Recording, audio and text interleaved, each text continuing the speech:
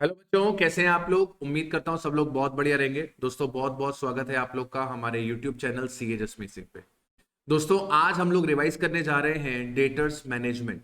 Study material से revision करेंगे। जैसे अभी तक हमने cost of capital, capital structure, leverage, dividend decision, working capital estimation study material से रिवाइज किया है बढ़िया तरीके से, वैसे ही आज हम लोग इसको रिवाइज करने वाले हैं। अगर आपने पहले वाले वीडियोस मिस कर दिए हैं तो मैंने डिस्क्रिप्शन बॉक्स में प्लेलिस्ट दे दिया है, वहां से जाकर आप ये सारे के सारे टॉपिक्स कवर अप कर सकते हैं। Last day of the exam में आपकी बहुत ज्यादा हेल्प होने वाली है इन वीडियोस के थ्रू। राइट। आज इस वीडियो में हम लोग डेटास मैनेजमेंट रिवाइज कर रहे होंगे। दो ही तरीके के मेजरली इसमें से क्वेश्चन बनते हैं, एक आपकी क्रेडिट पॉलिसी को लेकर और दूसरा फैक्टरिंग को लेकर। वीडियो स्टार्ट करने से पहले मैं आपसे रिक्वेस्ट करना चाहूंगा कि दोस्तों अगर आपने चैनल अभी तक सब्सक्राइब नहीं किया है तो प्लीज इसे सब्सक्राइब कर लीजिए और बेल आइकन को जरूर से हिट कर दीजिएगा, सो दैट जब भी हम वीडियो अपलोड करें आपके पास नोटिफिकेशन पहुंचे। सेकेंडली, आप लोग प्लीज इस वीडियो को लाइक जरूर करिएगा और कमेंट बॉक्स में कमेंट जरूर करिएगा कि आपको कैसा लग रहा है ये रिवीजन सीरीज। देखिए, जब आप लाइक करते हैं और कमेंट करते हैं तो उससे हम लोग को मोटिवेशन मिलता है आप लोग के लिए अच्छा काम करने के लिए। हम भी हमारा रूटीन वर्क छोड़कर टाइम निकालकर आपके लिए कंटेंट बना रहे हैं, तो बदले में हम कुछ एक्सपेक्ट करते हैं आपसे कि आप हमारे वीडियो को लाइक करें, कमेंट करें, जो भी अच्छा बुरा आपको लग रहा है आप हमारे साथ डिस्कस करें, कम्युनिकेशन करें हमारे साथ। तो जब तक आप इस पे लाइक नहीं करेंगे, आप कमेंट नहीं करेंगे, मेरे को मोटिवेशन नहीं आएगा। तो इस वीडियो पे हम लाइक टारगेट रखते हैं बेटा 100 लाइक्स का।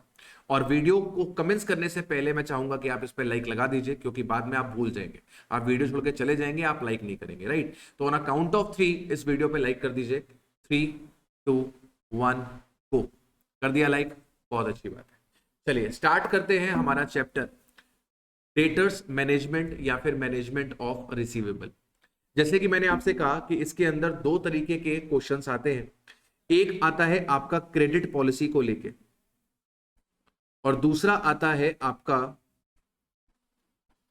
फैक्टरिंग को लेके। तो पहले हम क्रेडिट पॉलिसी की बात कर लेते हैं कि क्रेडिट पॉलिसी क्या है। क्रेडिट पॉलिसी है कि हमें हमारे डेटर्स को कितना क्रेडिट अलाउ करना है।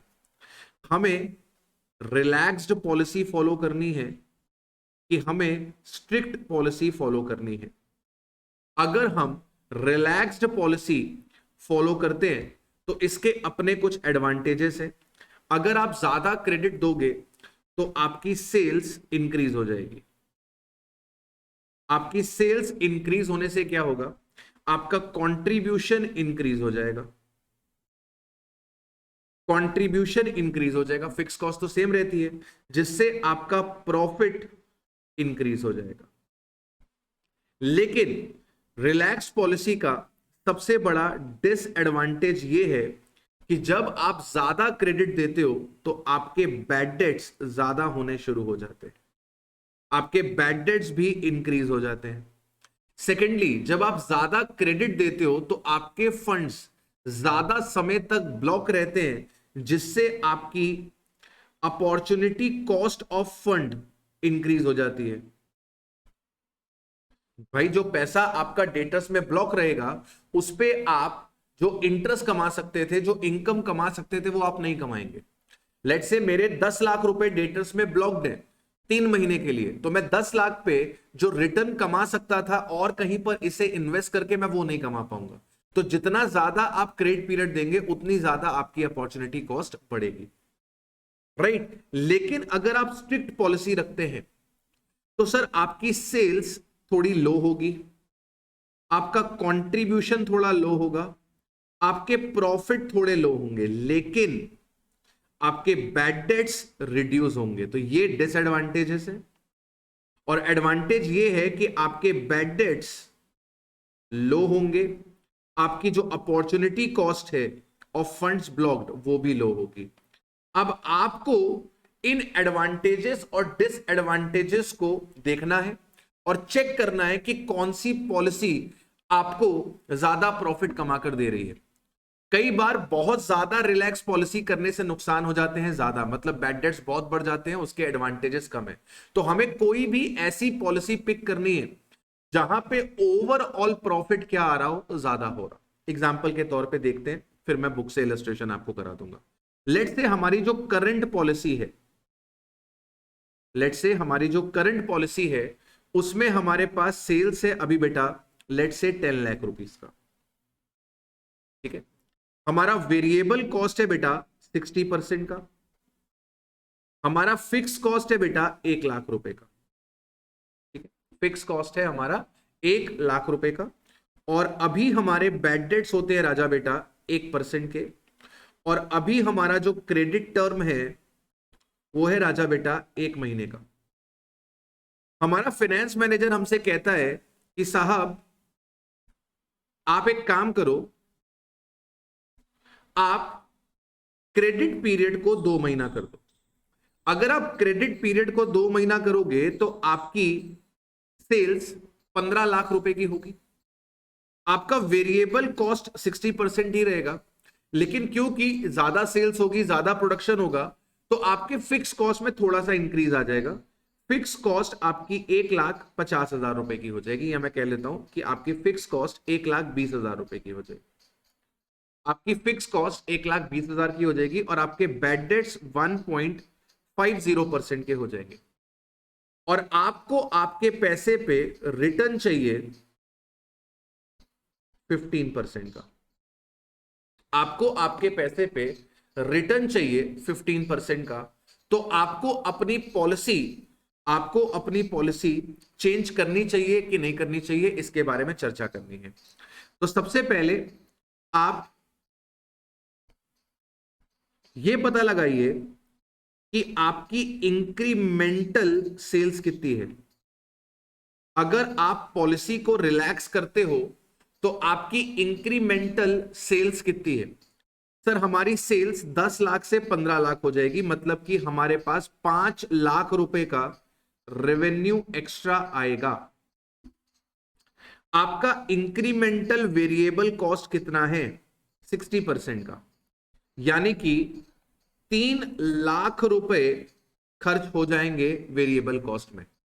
आपके पास बचेंगे 2 लाख रुपए का कंट्रीब्यूशन। आपके पास इंक्रीमेंटल फिक्स कॉस्ट कितनी है। पहले खर्चा आता था 1 लाख रुपए का, अब खर्चा आ रहा है 1,20,000 रुपए का। 20,000 रुपए आपके जा रहे हैं, आपके पास बच रहे हैं 1,80,000 रुपए का प्रॉफिट।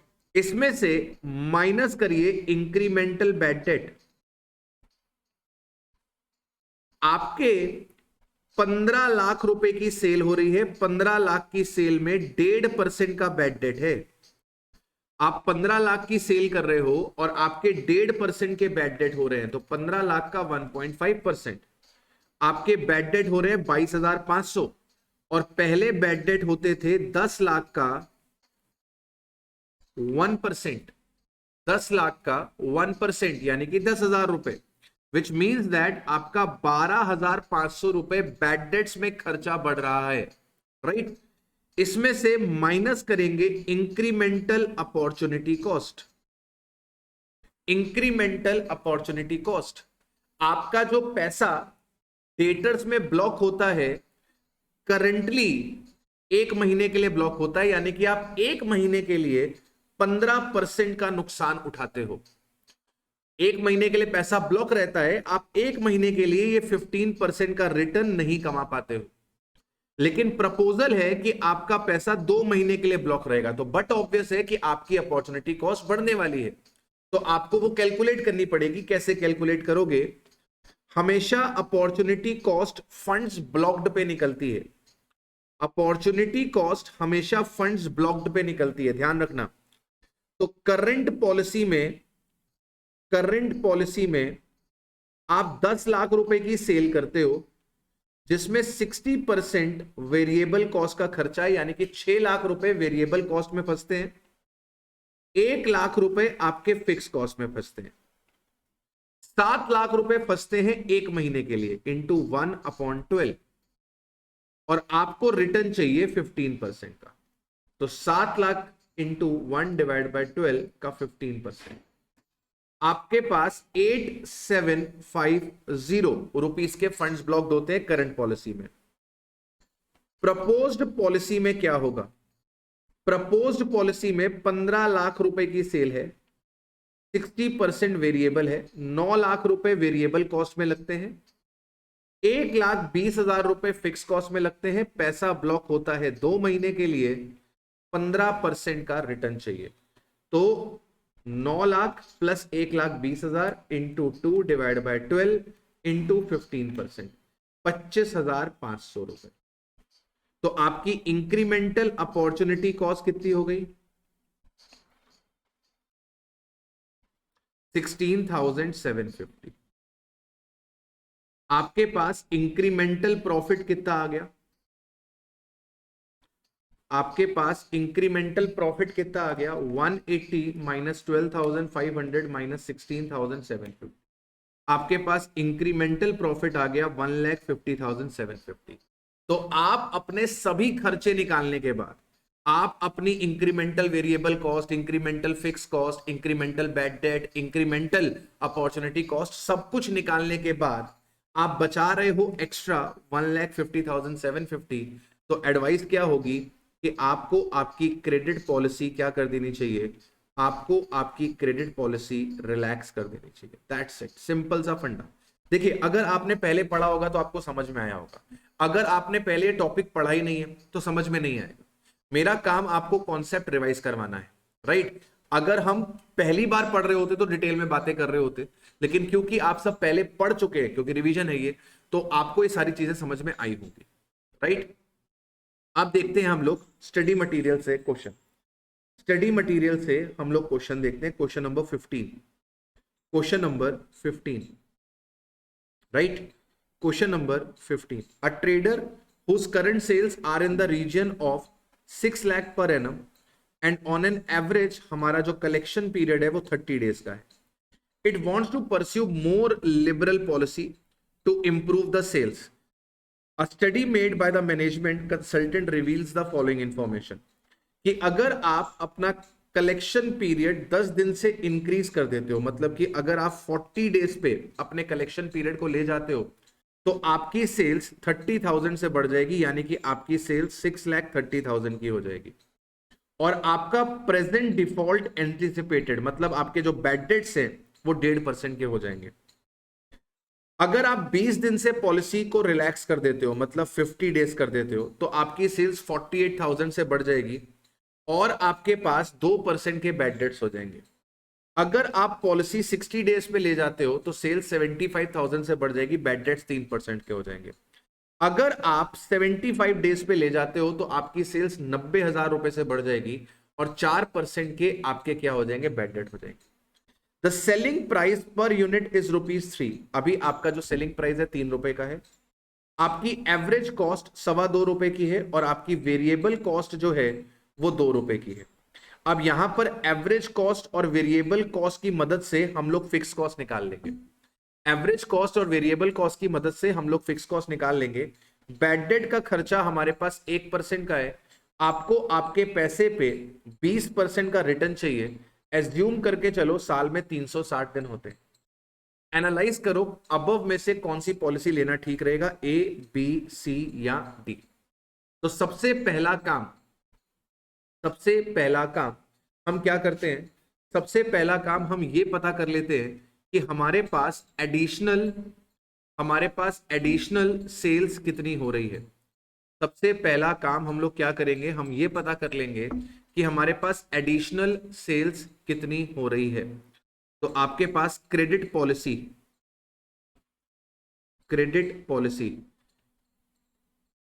एग्जिस्टिंग में आपके पास 30 डेज की है, 40, 50, 60, 40, 50, 60 एंड 75।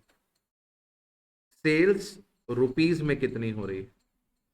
यहां पे सेल्स हो रही है 6 लाख रुपए की, यहां पे सेल्स हो रही है 6,30,000 रुपए की, यहां पे सेल हो रही है 648, 675, 648, 675 एंड 690 एंड 690। सेल्स यूनिट्स में निकाल लो, 3 रुपए से डिवाइड कर दो। तो अभी आप 2 लाख यूनिट्स बेच रहे हो, सेलिंग प्राइस आपको 3 रुपए गिवन था, तो अभी आप 2 लाख यूनिट्स बेच रहे हो। फिर आप 2,10,000 यूनिट बेचोगे, 648 को डिवाइड बाय 3 करो, फिर आप 2,16,000 बेचोगे। 675 को डिवाइड करो 3 से, फिर आप 2,25,000 बेचोगे, फिर आप 2,30,000 बेचोगे। यानी कि जो इंक्रीमेंटल सेल यूनिट्स हैं वो कितने की है सर? यहाँ पे इंक्रीमेंटल सेल यूनिट 10,000 की है, यहाँ पे इंक्रीमेंटल सेल यूनिट 16,000 की है, यहाँ पे 25,000 की है, यहाँ पे 30,000 रुपए इंक्रीमेंटल सेल्स यूनिट हमने निकाल लिए। ठीक है, इंक्रीमेंटल सेल्स यूनिट हमने फाइंड कर ली है। अच्छा, और हमें क्या फाइंड करना है? ये तो मेरा वर्किंग नोट नंबर 1 हो गया। इसके बाद वर्किंग नोट नंबर 2, मुझे फिक्स कॉस्ट फाइंड करनी है। Calculation of fix cost. Fix cost कैसे निकलेगी? फिक्स कॉस्ट निकलेगी, आप टोटल कॉस्ट में से वेरिएबल कॉस्ट को माइनस कर दीजिए। आपका 2.25 रुपए का खर्चा आता है 2 लाख यूनिट्स में। 2 लाख यूनिट्स में आपका 2 रुपए 25 पैसे की एवरेज कॉस्ट आती है, जिसमें 2 लाख यूनिट्स पे 2 रुपए की वेरिएबल कॉस्ट है। यानी कि आपके पास फिक्स कॉस्ट 50,000 रुपए की है। तो अब आप चाहे यहां पर ऑपरेट करो, यहां पर ऑपरेट करो, यहां पर ऑपरेट करो, यहां पर ऑपरेट करो, आपका फिक्स कॉस्ट का खर्चा 50 है। फिक्स कॉस्ट इंक्रीज नहीं हो रहा। मैंने जो एग्जांपल लिया था उसमें फिक्स कॉस्ट इंक्रीज हो रहा था, इस क्वेश्चन में फिक्स कॉस्ट आपका इंक्रीज नहीं हो रहा है। तीसरी चीज आपको क्या करना है? तीसरी चीज, आप एक काम करिए, आप अपॉर्चुनिटी कॉस्ट फाइंड कर लीजिए। आप अपॉर्चुनिटी कॉस्ट फाइंड कर लीजिए। प्रेजेंट पॉलिसी में अगर 30 डेज की पॉलिसी की बात करूं तो आपकी वेरिएबल कॉस्ट लगती है 4 लाख रुपए की, आपकी फिक्स कॉस्ट लगती है 50,000 रुपीज की, आपका पैसा 30 डेज के लिए ब्लॉक होता है और आपको आपके पैसे पे 20% का रिटर्न चाहिए। तो 4,50,000 इंटू 30 डिवाइड बाई 360 इंटू 0.20, आपके 7,500 रुपीज का अपॉर्चुनिटी कॉस्ट निकल कर आ रहा है। ठीक है, अगर आप अपनी पॉलिसी 40 डेज पे ले जाते हो तो आप 2,10,000 यूनिट्स बेचोगे। हर यूनिट पे वेरिएबल का खर्चा 2 रुपए का रहेगा, फिक्स का खर्चा 50,000 रुपए का रहेगा, 40 दिन के लिए पैसा फंसेगा और 20% का आपको रिटर्न चाहिए। 2,10,000 into plus 50,000 into 40 divide by 360 into 20%, 10,444। 10,444। अगर आप अपनी पॉलिसी 50 डेज पे लेकर आते हो तो आप बेचोगे 2,16,000 यूनिट्स। हर यूनिट पे 2 रुपए का वेरिएबल का खर्चा, 50,000 रुपए फिक्स खर्चा, 50 डेज के लिए पैसा ब्लॉक होगा, 20% का रिटर्न चाहिए। 2,16,000 into 2 plus 50,000 into 50 divide by 360 का 20%, 13,389। अगर आप पॉलिसी 60 डेज पे ले जाते हो तो आप 2,25,000 यूनिट्स बेचोगे। हर यूनिट पे 2 रुपए का खर्चा प्लस 50,000, 60 डेज के लिए पैसा ब्लॉक रहेगा, इंटू 20% का रिटर्न आपको चाहिए। 2,25,000 into 2 plus 50,000 into 60 divide by 360 का 20%, 16,667। अगर आप 75 डेज के लिए देते हो तो आप 2,30,000 यूनिट्स बेचते हो। 2,30,000 into 2 plus 50,000 into 75 divide by 360 का 20%, 460 प्लस 50 इंटू 75 डिवाइड बाय 360 का 20%, 21,250। अब जल्दी से इंक्रीमेंटल निकाल लो। इंक्रीमेंटल निकाल लो कि इंक्रीमेंटल में कितना खर्चा आएगा। इंक्रीमेंटल इस पे नहीं निकलेगा, इसका और इसका डिफरेंस 10,444 माइनस 7,500, 2,944। अब इसका और इसका डिफरेंस, हमेशा प्रेजेंट पॉलिसी से डिफरेंस निकालना, हमेशा प्रेजेंट पॉलिसी से डिफरेंस निकालना, 5,889। अब इसका और इसका 16,667 माइनस 7,500, 9,167, 9,167। अब इसका और इसका 21,250 माइनस 75, 13,750, 13,750। बैड डेट्स की बात कर लेते हैं। बैड डेट्स की बात कर लेते हैं। 30 days, 40 days, 50 days, 60 days and 75 days। आपकी सेल्स है 6,30,000, 6,30,000, 6,48,000, 6,75,000 एंड 6,90,000। अभी आपके बैड डेट 1% के हैं, फिर ये 1.5% के हो जाएंगे, 2, 3, 4, फिर ये 2% के हो जाएंगे, फिर ये 3% के हो जाएंगे, फिर ये 4% के हो जाएंगे। 6 लाख का 1% अगर हम निकालेंगे तो आएगा आपके पास 6,000। तो अभी आपके पास 6,000 के बैड डेट है। फिर ये 9,450 के हो जाएंगे, फिर ये 12,960 के हो जाएंगे, फिर ये 2250 के हो जाएंगे, और फिर ये 27,600 के हो जाएंगे। यहां पर भी इंक्रीमेंटल निकाल लो, क्योंकि हम जब क्रेडिट पॉलिसीज को कंपेयर करते हैं तो सारा काम इंक्रीमेंटल पे करते हैं। 3,450, 6,960, 1,4,250 एंड 2,1,600, सबका डिफरेंस 6,000 से, सबका डिफरेंस 6,000 से, सबका डिफरेंस 6,000 से। ठीक है, तो अब आपके पास इंक्रीमेंटल अपॉर्चुनिटी कॉस्ट आ चुकी है, इंक्रीमेंटल बैड डेट आ चुका है। फिक्स कॉस्ट इंक्रीमेंटल नहीं निकलेगी क्योंकि फिक्स कॉस्ट सेम है। इंक्रीमेंटल फिक्स कॉस्ट 0 है, आपकी फिक्स कॉस्ट इंक्रीज नहीं हो रही है। आपका कंट्रीब्यूशन पर यूनिट कितने रुपए का है? 3 रुपए की आपकी वेरिएबल कॉस्ट है, सॉरी 3 रुपए का सेलिंग प्राइस है, 2 रुपए की वेरिएबल कॉस्ट है, आपका 1 रुपए पर यूनिट का कंट्रीब्यूशन है, 1 रुपए पर यूनिट का आपके पास कंट्रीब्यूशन है। तो 30 डेज वाली पॉलिसी, 40 डेज वाली पॉलिसी, 50 डेज वाली पॉलिसी, 60 डेज वाली पॉलिसी, 75 डेज वाली पॉलिसी। इंक्रीमेंटल सेल्स यूनिट कितनी है? इंक्रीमेंटल सेल्स यूनिट कितनी है? यहाँ पे इंक्रीमेंटल सेल्स यूनिट 10,000 थी, यहाँ पे 16,000 थी, यहाँ पे आपके पास 16 के बाद कितनी थी? 25,000। 30 डेज क्यों ले लिया?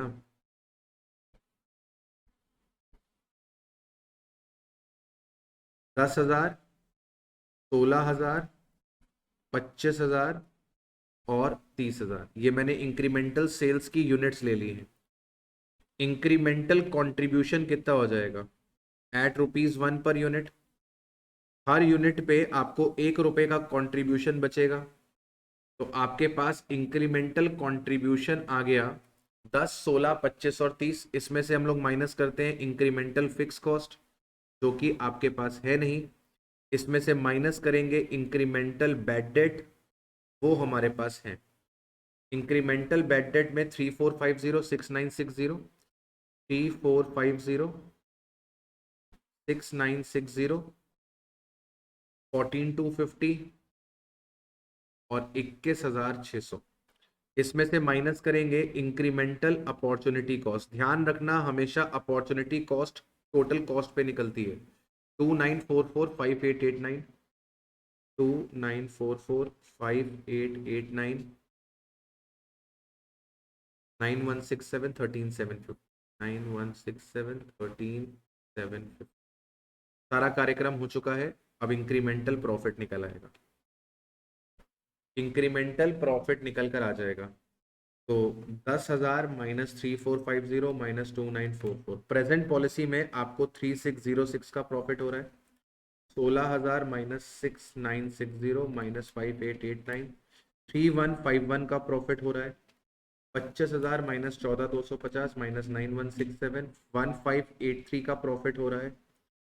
30,000 माइनस 21,600 माइनस 13,750, इसमें 5,350 का लॉस हो रहा है। तो सबसे ज्यादा प्रॉफिट किस में आ रहा है? सबसे ज्यादा प्रॉफिट आ रहा है 50 डेज वाली पॉलिसी में।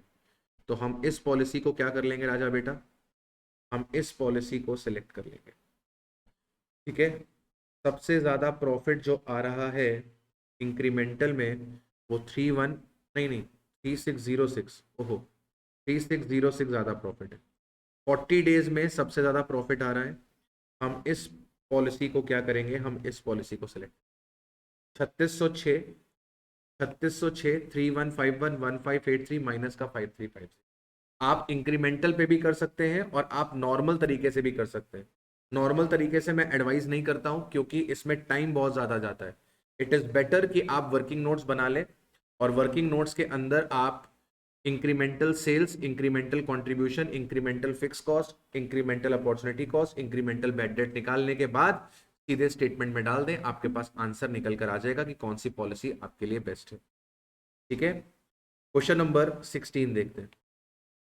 XYZ Corporation, considering the relaxation of its present credit policy and is in the process of evaluating two proposed policy.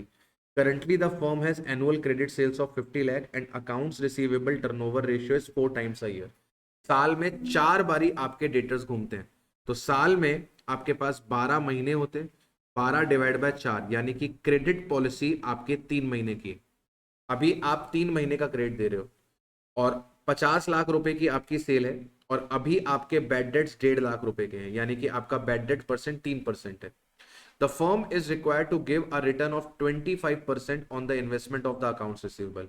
आपको अपने पैसे पे 25% का रिटर्न चाहिए, आपको अपने पैसे पे 25% का रिटर्न चाहिए। कंपनी का वेरिएबल कॉस्ट जो है वो 70% है। Given the following information identify which is the better option. यहां पे आपकी 60 लाख रुपए की सेल होगी, आपका 3 टाइम्स हो जाएगा। 3 टाइम्स का मतलब ये हो गया कि 12 डिवाइड बाय 3 दैट इज 4 महीने का क्रेडिट हो जाएगा। यहाँ पे 4 महीने का क्रेडिट हो जाएगा और 12 डिवाइड बाय 2.4 यहाँ पे 5 महीने का क्रेडिट हो जाएगा। बैड डेट का खर्चा बता दिया। इस क्वेश्चन में एक चीज नोटिस करना, इस क्वेश्चन में आपको ये नहीं बताया कि फिक्स कॉस्ट कितनी है। तो इस क्वेश्चन में जब अपॉर्चुनिटी कॉस्ट निकालेंगे तो अपॉर्चुनिटी कॉस्ट केवल वेरिएबल कॉस्ट पे कंप्यूट होगी। इस क्वेश्चन में जब हम लोग अपॉर्चुनिटी कॉस्ट निकालेंगे तो वो अपॉर्चुनिटी कॉस्ट केवल वेरिएबल कॉस्ट पे कंप्यूट होगी, क्योंकि क्वेश्चन में हमारे पास फिक्स कॉस्ट के लिए कोई इंफॉर्मेशन अवेलेबल नहीं है। बिल्कुल सिंपल सा क्वेश्चन है।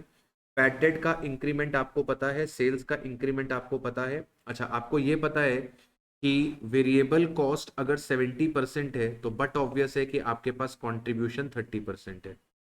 तो आपके पास इंक्रीमेंटल सेल्स कितनी हो रही है, आपके पास इंक्रीमेंटल सेल्स कितनी हो रही है। अगर आप 4 महीने का क्रेडिट देते हो तो आपकी सेल्स 50 लाख से बढ़ के 60 लाख हो जाती है, यानी कि 10 लाख का इंक्रीमेंट आता है। और अगर आप 5 महीने का क्रेडिट देते हो तो 17,50,000 रुपए का इंक्रीमेंट आता है। आपका इंक्रीमेंटल कंट्रीब्यूशन कितना हो जाएगा, अगर इसको मैं ए बोल दूं तो ए का 30%। 70% तो वेरिएबल है, कंट्रीब्यूशन 30% निकल के आएगा, तो ये आपके पास 3 लाख आ जाएगा। 1750 का 30%, ये आपके पास 5,25,000 निकल। इंक्रीमेंटल कंट्रीब्यूशन में से आपको क्या करना है, इंक्रीमेंटल सेल्स आपको पता है, इंक्रीमेंटल कंट्रीब्यूशन आपको पता है। अब आपको इसमें से इंक्रीमेंटल बैड डेट माइनस करने हैं। इंक्रीमेंटल फिक्स कॉस्ट माइनस करनी होती है, लेकिन फिक्स कॉस्ट आपके पास है नहीं। इसमें से इंक्रीमेंटल बैड डेट आपको माइनस करना पड़ेगा। 150 से 3 लाख, यानी कि यहाँ पे आपके पास 1,50,000 रुपए के बैड डेट्स हैं। यहाँ पे 150 से 450 यानी कि 3 लाख रुपए के आपके बैड डेट हैं। अब आपको निकालना है incremental opportunity cost.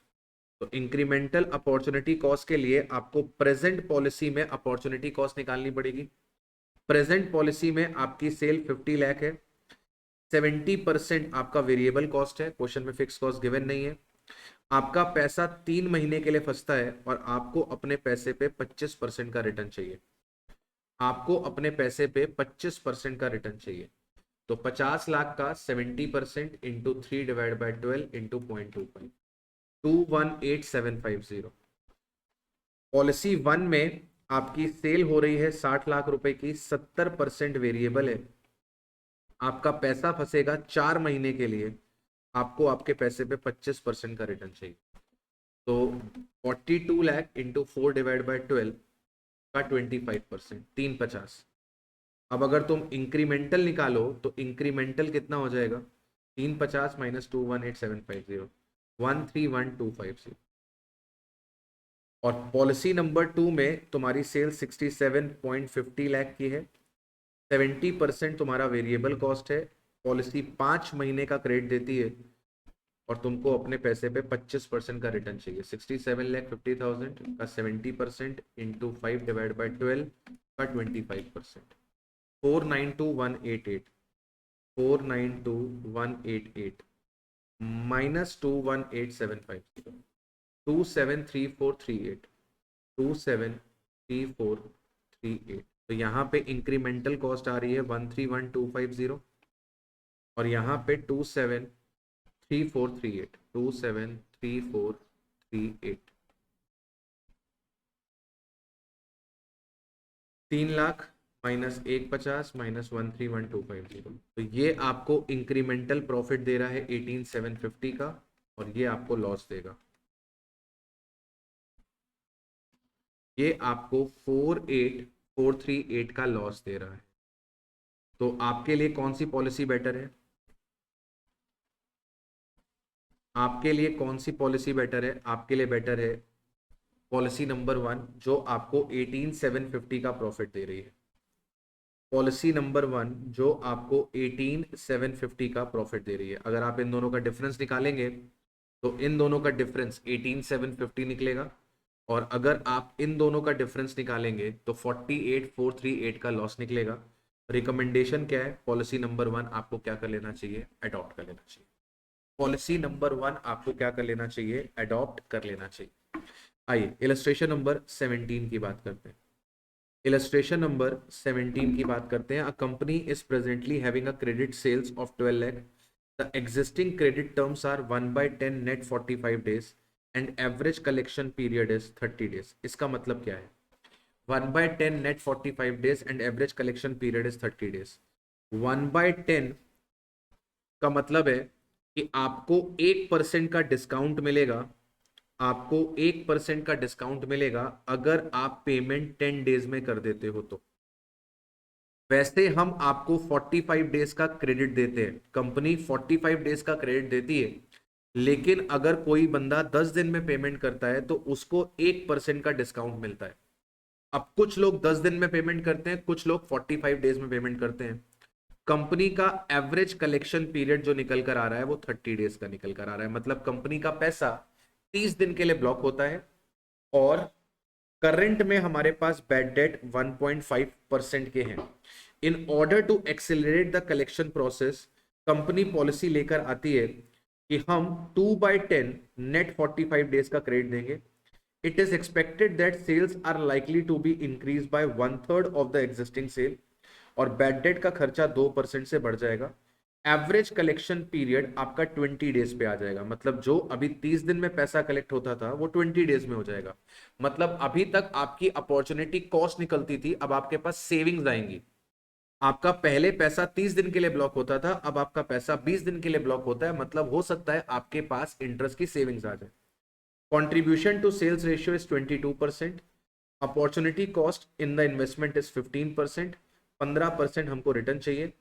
50% and 80% of the customer in terms of sale expected to avail the cash discount under the existing and the liberalization scheme respectively. The tax rate is 30%। Advice करिए company को अपनी credit policy change करनी चाहिए कि नहीं करनी चाहिए। अब इस क्वेश्चन को आप कहो तो मैं नॉर्मल तरीके से भी आपको एक बार सॉल्व करके बता देता हूं और अगर कहो तो इंक्रीमेंटल पे कर देता हूं। नॉर्मल से कर दो, इंक्रीमेंटल पे 2 कराएं इसलिए। चलो तुम्हारी बात मान ली। तो अभी हम प्रेजेंट पॉलिसी की बात करते हैं, अभी हम प्रेजेंट पॉलिसी की बात करते हैं और फिर हम प्रपोज्ड पॉलिसी की बात करते हैं। तो अभी तुम्हारी जो सेल्स है, अभी जो तुम्हारी सेल्स है वो कितने रुपए की है? अभी अभी अभी अभी तुम्हारी सेल्स 12 लाख रुपए की है और जब तुम पॉलिसी को रिलैक्स करोगे तो तुम्हारी सेल्स 1/3 इंक्रीज हो जाएगी, यानी कि तुम्हारी सेल्स 16 लाख रुपए हो जाएगी। राइट? कॉन्ट्रीब्यूशन 22% का है, कंट्रीब्यूशन 22% सेल्स का है, यानी कि 12 लाख का 22% 2,64,000 और 16 लाख का 22% 3,52,000। क्वेश्चन में फिक्स कॉस्ट के बारे में कोई जानकारी नहीं दी गई है। क्वेश्चन में बैड डेट्स की जानकारी दी गई है कि अभी 1.5% के बैड डेट होते हैं और बाद में ये 2% के होने लगेंगे। तो 12 लाख का 1.5% होता है 1,80,000।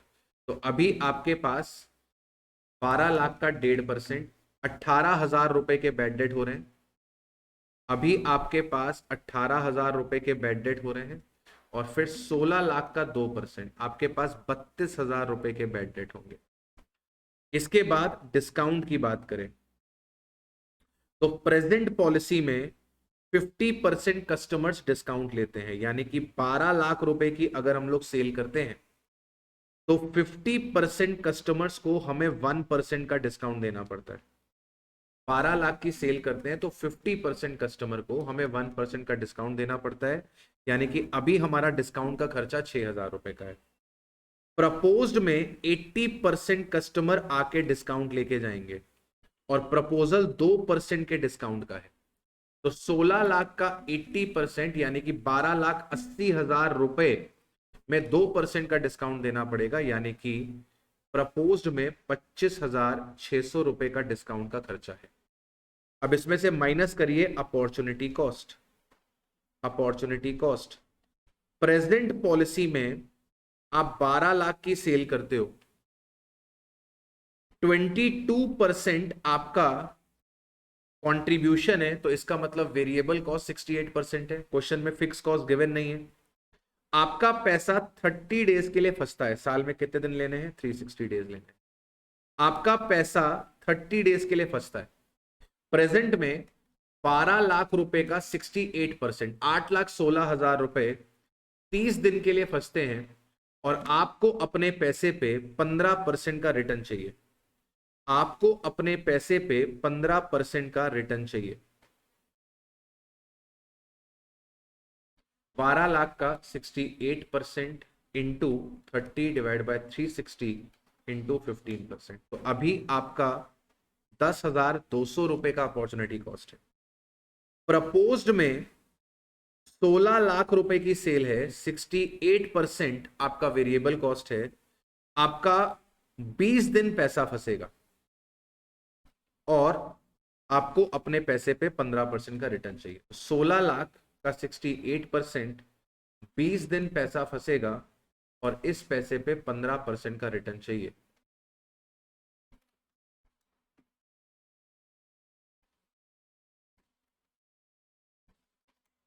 $9067। और कोई खर्चा यहां पर है नहीं, और कोई खर्चा यहां पर है नहीं। सिंपल सी फिगर आ गई है। 264 में से माइनस करेंगे 18, माइनस करेंगे 6, माइनस करेंगे 10, 200, 229,800 निकल कर आएगा। 229,800 निकल कर आएगा। और 352 में से 32,000 माइनस 25,600 माइनस 9067 करेंगे 285,333 निकल कर आएगा। मतलब अगर हम पॉलिसी को रिलैक्स करते हैं तो प्रॉफिट हमारा इंक्रीज हो रहा है। तो डिसीजन क्या होगा कि आप पॉलिसी को रिलैक्स कर दो। पॉलिसी को रिलैक्स करने से आपका प्रॉफिट जो है वो इंक्रीज हो रहा है, तो अपन एडवाइस क्या देंगे कि आप इसे रिलैक्स कर दो। अरे यार, यहाँ मैंने गलती कर दी, 68 नहीं आएगा। जल्दी जल्दी में भावुक हो जाता हूँ मैं भी कभी कभी, तो इसे ज़रा आप रेक्टिफाई कर लीजिएगा। ये 78% होगा। ठीक है, मैंने कैलकुलेटर नहीं चलाया ना, जल्दी जल्दी में कर दिया। 12 लाख का 78 इंटू 30 डिवाइड बाई 360 का 15%, 11,700। 16 लाख का 78% इंटू 20 डिवाइड बाई 360 इंटू 15%, 10,400। ठीक है, अब सॉल्व कर लो। 264 माइनस 18 माइनस 17,700, 228,300। टैक्स भी दिया हुआ था क्या क्वेश्चन में? टैक्स भी दिया हुआ है, कोई दिक्कत नहीं है। कोई कोई कोई दिक्कत नहीं है। ठीक है,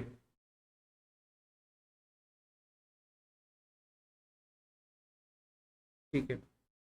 देखिए, इन्होंने क्या किया है, हमने 15% प्री टैक्स लिया है हमने 15% प्री टैक्स लिया है, मतलब मैंने अपॉर्चुनिटी कॉस्ट निकालने के लिए टैक्स से पहले 15% लिया है।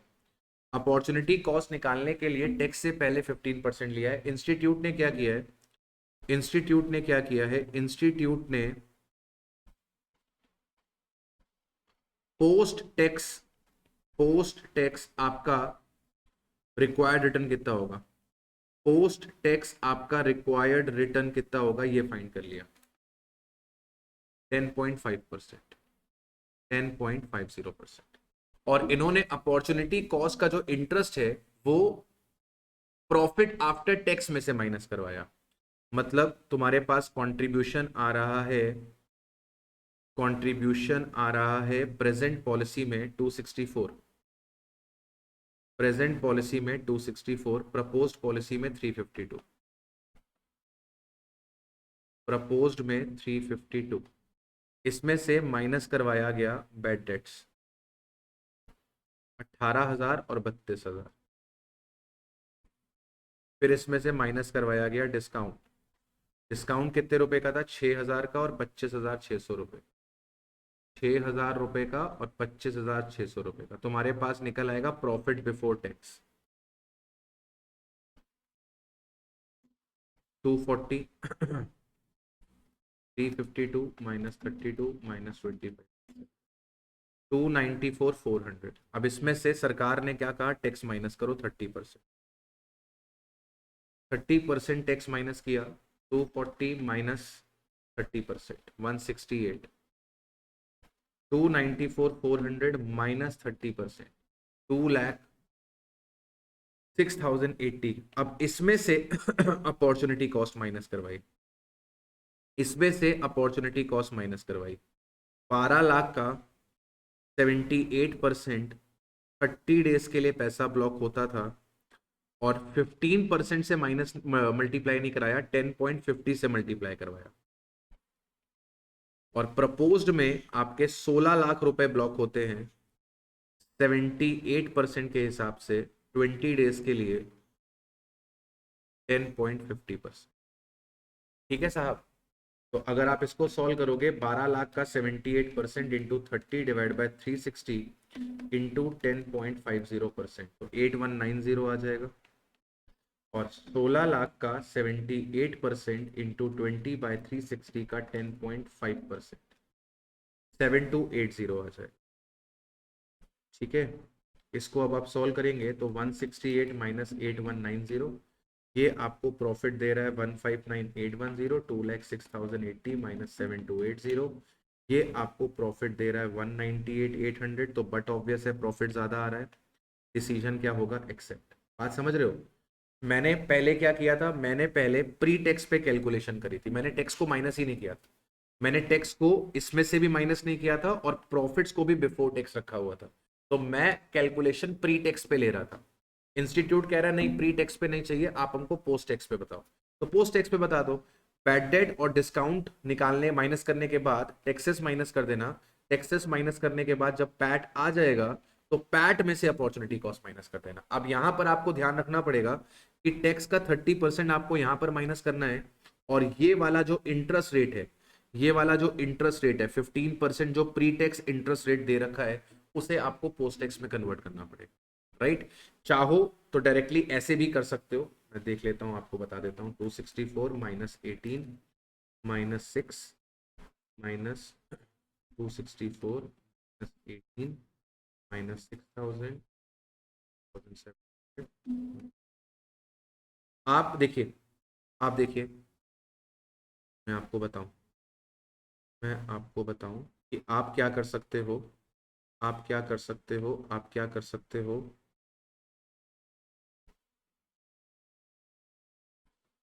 हम लोग ये कर रहे थे, हम लोग ये कर रहे थे, आप ऐसे ही कर लो, हम लोग ऐसे कर रहे थे, आप लोग ऐसे ही कर लो। ठीक है, ये जो निकलेगा इसे आप प्रॉफिट बिफोर टैक्स बोलना, ये जो निकलेगा आप इसे प्रॉफिट बिफोर टैक्स बोलना। 264 minus 18 minus 6 minus 11,700, 228,300, 352 minus 32 minus 25,600 minus 10,400, 2,84,000। अब इसमें से आप टैक्स माइनस कर दो, आपका आंसर वही आएगा। अब इसमें से आप टैक्स माइनस कर दो तो आपका आंसर वही निकलेगा। बात समझे? मैंने जो कैलकुलेशन करी थी वो प्री टैक्स पे कर दी थी।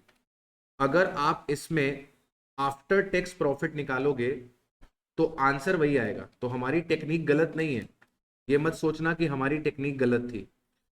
आपको बस इस चीज का ध्यान रखना है कि जो इंटरेस्ट रेट है, अगर ये प्री टैक्स ना होता, अगर ये इंटरेस्ट टैक्स में वो पहले से मेरे को बताता कि ये पोस्ट टैक्स है, अगर वो पहले से मेरे को बताता कि ये पोस्ट टैक्स है, तो फिर मुझे क्या करना पड़ता, ये 15% का कैलकुलेशन मुझे टैक्स के बाद ही करना पड़ता। लेकिन क्योंकि ये 15% प्री टैक्स लिखा है, इसका मतलब ये है कि टैक्सेस से पहले जो प्रॉफिट आ रहा है उस पर 15% का रिटर्न चाहिए। टैक्सेस से पहले जो प्रॉफिट आ रहा है उस पर 15% का रिटर्न चाहिए। तो आपने अपना रिटर्न चेंज नहीं किया, आपने 15% ही रखा, प्रॉफिट निकालने के बाद टैक्स माइनस कर। अगर आपको इंस्टीट्यूट के हिसाब से करना है तो आपको क्या करना पड़ेगा, इस 15% को पहले पोस्ट टैक्स में कन्वर्ट करना पड़ेगा, एंड देन आपको कैलकुलेशन करनी पड़ेगी पैट में से माइनस। मतलब ये जो अपॉर्चुनिटी कॉस्ट है वो आप कहां से माइनस करेंगे, पैट में से माइनस करेंगे, राइट। चलिए आगे बढ़ते हैं और बात करते हैं अब फैक्टरिंग की। फैक्टरिंग क्या होता है? फैक्टरिंग में हम हमारे जो डेटर्स होते हैं वो एक फैक्टर फर्म को बेच देते हैं।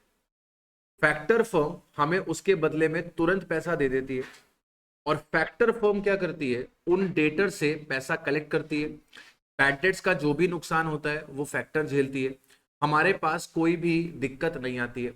लेकिन फैक्टर ऐसा करता क्यों है? फैक्टर इसके बदले में आपसे चार्ज करता है कुछ कमीशन और कुछ इंटरेस्ट। फैक्टर आपको आज पैसा दे रहा है, लेट से आपके डेटर से पैसा उसको 90 डेज पे मिलेगा। तो फैक्टर अगर आज आपको पैसा दे रहा है तो वो आज इस पैसे में आपसे एक तो कुछ कमीशन चार्ज करेगा, कुछ इंटरेस्ट चार्ज करेगा, और आपको वो 100% पैसा नहीं देगा, वो आपको रिजर्व काट के पैसा देगा। फॉर एग्जाम्पल आपके डेटर्स 9 लाख रुपए के हैं, तो वो 9 लाख में से हो सकता है 10% रिजर्व में रखे। क्यों रखे? बैड डेट के खर्चे को मीट करने के लिए। वो आपको 8,10,000 रुपए देगा। इस 8,10,000 में भी वो कुछ कमीशन काट लेगा और कुछ इंटरेस्ट आपको चार्ज करेगा। आपको डिसाइड करना है कि आपको डेटर्स का मैनेजमेंट इन हाउस करना है, मतलब कि बैड डेट का खर्चा, एडमिनिस्ट्रेशन का खर्चा, इंटरेस्ट पे जो नुकसान होता है उसका खर्चा आपको बियर करना है, कि आपको फैक्टरिंग करनी है जिसमें आप कमीशन का खर्चा, इंटरेस्ट का खर्चा बियर कर रहे होंगे। अगर आपका फैक्टरिंग का खर्चा इन हाउस डेटर के मैनेजमेंट के खर्चे से कम है तो हम फैक्टरिंग ऑप्ट करेंगे। अगर फैक्टरिंग का खर्चा इन हाउस के खर्चों से ज्यादा है तो हम उस केस में फैक्टरिंग को रिजेक्ट करेंगे। तो आपको एनालिसिस करना पड़ेगा इन हाउस आपके क्या खर्चे हैं और आपके फैक्टरिंग के क्या खर्चे हैं। अगर आप फैक्टरिंग करते हो तो इन हाउस के खर्चे आपको नहीं करने पड़ेंगे, मतलब आपको बैड डेट्स का खर्चा बियर नहीं करना पड़ेगा, आपको एडमिनिस्ट्रेशन का खर्चा बियर नहीं करना पड़ेगा। ये आपके लिए सेविंग्स बन जाएगी, और सेविंग्स आपके लिए क्या हो जाती है, इनफ्लो। तो अगर आप फैक्टरिंग करते हो तो annual savings on taking the factoring services, अगर आप फैक्टरिंग की सर्विसेज ले लेते हो तो cost of credit administration saved. आपको जो एडमिनिस्ट्रेशन पे खर्चा करना पड़ता था, डेटर से पैसा रिकवर करने के लिए आपको प्रॉपर एक स्टाफ बनाना पड़ा था, एक डिपार्टमेंट बनाना पड़ा था जो डेटर्स को फोन करता था, उनसे पैसा रिकवर करता था, फॉलो अप्स करता था। आपको वो खर्चा नहीं करना पड़ेगा। बैड डेट का खर्चा अवॉइड हो जाएगा, फैक्टर इस खर्चे को बियर करेगा। तो आपकी बैड डेट्स की सेविंग हो जाएगी, आपके एडमिनिस्ट्रेशन की सेविंग हो जाएगी, प्लस आपको पैसा तुरंत मिल रहा है तो आपका जो फंड्स ब्लॉक्ड पे इंटरेस्ट का नुकसान होता था वो बच जाएगा। Interest save due to reduction in the average collection period. ठीक है, interest save due to the reduction in average collection period. अब फैक्टरिंग जो भी करेगा वो कुछ खर्चा लेगा, अपना अपनी कमीशन चार्ज करेगा, अपना इंटरेस्ट चार्ज करेगा। फैक्टरिंग कमीशन हमेशा किस पे निकलेगी, क्रेडिट सेल्स पे निकलेगी, और फैक्टरिंग का जो इंटरेस्ट निकलेगा वो आपकी क्रेडिट सेल में से कमीशन माइनस करने के बाद और फैक्टरिंग का रिजर्व माइनस करने के बाद निकलेगा। मतलब जितना पैसा आपके हाथ में आएगा, जैसे मैंने बोला 9 लाख रुपए के आपके पास डेटर है, 10% का वो मार्जिन रखता है, रिजर्व रखता है, तो 9 लाख का 10% 90,000, 8,10,000। उसने 2% कमीशन चार्ज कर लिया, 1,80,000, रिमेनिंग अमाउंट उसने आपको दिया, तो इंटरेस्ट का अमाउंट, इंटरेस्ट का कैलकुलेशन जो होगा या इंटरेस्ट का बर्डन जो आपके ऊपर आएगा वो कौन सी फिगर पे आएगा, जो आपकी क्रेडिट सेल्स की फिगर थी माइनस आपका जो कमीशन का फिगर है माइनस जो आपका रिजर्व का फिगर। राइट, क्लियर हुई मेरी बात? सर ऐसे समझ में नहीं आ रहा है, क्वेश्चन करेंगे तो आ जाएगा। आइए क्वेश्चन देखते हैं, तो मैं सारी चीजों को आपको समझा दूंगा। एक फैक्टरिंग फर्म है, उसके पास क्रेडिट सेल्स है 360 लाख की और उसका एवरेज कलेक्शन पीरियड है 30 डेज का। द फाइनेंशियल कंट्रोलर एस्टिमेट्स कि हमारे बैड डेट होते हैं 2% ऑफ क्रेडिट सेल्स के, और फर्म स्पेंड करती है 1,40,000 annually on the debtor administration. This cost comprises of telephonic fax bill along with the salaries of the staff member. These all are avoidable cost. Factoring firm has offered to buy the firm's receivable. The factor will charge 1% commission and will pay advance against receivable on an interest of 15% per annum after withholding 10% as reserve. Analyze what should the firm do. Assume 360 days in a year. तो अगर आप factoring करते हो, अगर आप factoring करते हो तो आपको सेविंग्स कितनी होंगी, सेविंग्स ड्यू टू फैक्टरिंग कितनी होंगी? आपका जो एडमिनिस्ट्रेशन का खर्चा है 1,40,000 रुपए का, वो बच जाएगा, और आपका जो बैड डेट का खर्चा है वो बच जाएगा। 360 लाख रुपए की सेल है और आपके बैड डेट 2% के हैं। 360, 3,60,00,000 रुपए की सेल है और इसमें आपके 2% के बैड डेट्स हैं, 7,20,000। ये बेटा जो सेविंग्स निकली हैं ये आपकी एनुअल सेविंग्स निकली है। ये एडमिनिस्ट्रेशन का खर्चा पूरे साल का था, ये बैड डेट जो निकाला है पूरे साल की क्रेडिट सेल्स पे निकाला है, ये पूरे साल की क्रेडिट सेल्स पे निकाला है। अच्छा अब एक बात समझना, अगर 360 लाख की टोटल सेल्स होती और इसमें क्रेडिट सेल्स 80% होती तो यहां पे मैं 80% का मल्टीप्लाई कर रहा होता, मतलब ऑब्वियसली कि बैड डेट्स किसके निकलते हैं, केवल क्रेडिट सेल्स के निकलते हैं। जो कैश सेल्स होती है उसमें कभी भी बैड डेट नहीं होते। तो क्वेश्चन को ध्यान से रीड करिएगा कि क्वेश्चन में आपको क्रेडिट सेल्स दिया हुआ है कि टोटल सेल्स दिया हुआ है। बैड डेट्स का कैलकुलेशन, डेटर्स का कैलकुलेशन हमेशा क्रेडिट सेल्स पे होता है। तो ये आपके पास 8,60,000 रुपए की सेविंग्स है, 8,60,000 रुपए की सेविंग्स है। अब आपका फैक्टरिंग का खर्चा क्या है, फैक्टरिंग की कॉस्ट क्या है, ध्यान से समझिएगा। फैक्टरिंग की कॉस्ट क्या है? फैक्टरिंग की कॉस्ट निकालने से पहले आपको यह समझना पड़ेगा कि आपको फैक्टर को कमीशन कितनी देनी पड़ेगी। आपको फैक्टर को कमीशन कितनी पे करनी पड़ेगी? आपको फैक्टर को कमीशन देनी है 1% की, और वो 1% की कमीशन किस पे लेगा? क्रेडिट सेल्स पे लेगा। ठीक है, वो फैक्टरिंग की कमीशन किस पे लेगा? क्रेडिट सेल्स पे लेगा। तो 3,60,00,000 इंटू 3,60,00,000 इंटू 1%। यह एक काम करो, एक काम करो, मैं तुम्हें बताऊं। वर्किंग नोट, वर्किंग नोट, तुम्हारे पास डेटर्स कितने के होंगे? 3,60,00,000 रुपए की तुम सेल्स करोगे और तुम्हारा एवरेज कलेक्शन पीरियड 30 डेज का है, यानी कि तुम्हारे पास डेटर्स हैं 30 लाख रुपीस के।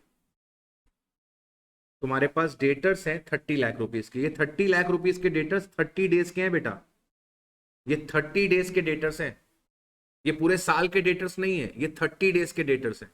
अगर तुम 30/360 कर रहे हो तो ये तुम्हारी एनुअल क्रेडिट सेल्स है, ये तुम्हारी एनुअल क्रेडिट सेल्स है, और ये जो डेटर्स निकले हैं ये 30 डेज के डेटर निकले हैं। ठीक है, ये 30 डेज के डेटर लेकर तुम फैक्टर के पास जाओगे तो फैक्टर तुमसे कमीशन लेगा, फैक्टर तुमसे कमीशन लेगा। कितनी कमीशन लेगा? 30 लाख का 1%।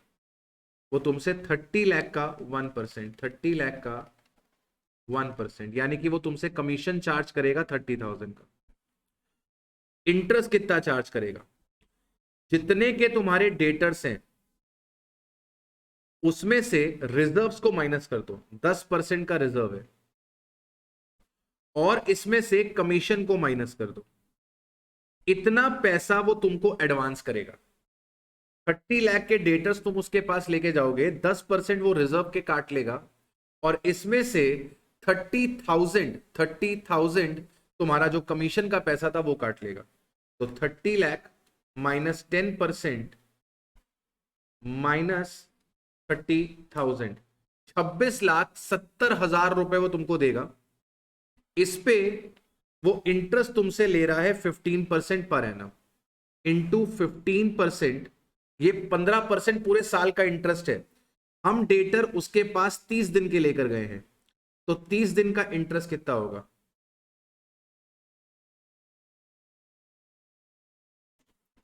अब मेरी बात सुनना प्लीज, मेरी बात सुनना प्लीज। ये 30 दिन का कमीशन का खर्चा है, ये 30 दिन का इंटरेस्ट का खर्चा है। हमें इन खर्चों को एनुअल में कन्वर्ट करना पड़ेगा। तो कमीशन आप दे रहे हो 30,000 रुपए की, साल भर की कमीशन कितनी होगी? साल भर की कमीशन होगी 360 divide by 30। 30,000 into 360 divide by 30, 3,60,000। और इंटरेस्ट का खर्चा आ रहा है 33,375। ये 30 दिन का खर्चा है। साल भर का खर्चा कितना होगा? Into 360 divide by 30,